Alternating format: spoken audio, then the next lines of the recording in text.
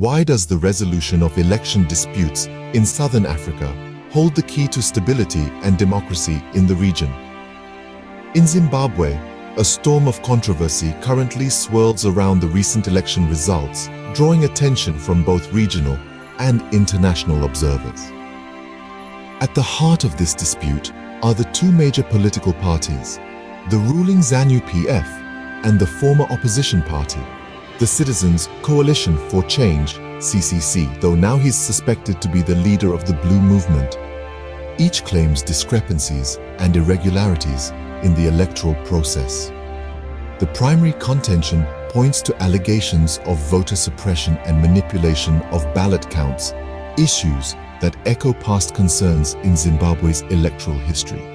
The opposition, MDC, led by Nelson Chamisa, vehemently disputes the results, citing specific instances where voter turnout data appears inconsistent with the number of votes counted.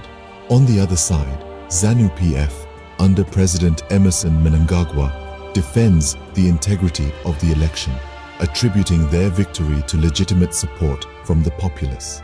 This ongoing conflict not only undermines the trust in Zimbabwe's democratic processes, but also poses a significant challenge to the Southern African Development Community, SADC. The role of SADC is crucial, yet their response has been perceived as delayed.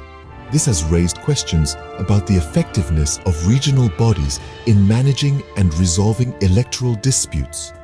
The urgency for a resolution cannot be overstated. Without a timely and transparent resolution, Zimbabwe risks a decline into further political instability, which could have ripple effects throughout the region. The importance of addressing these electoral disputes goes beyond national borders, affecting regional stability and the perception of democracy in Southern Africa. In conclusion, the election dispute in Zimbabwe presents a critical test for democratic processes in the region.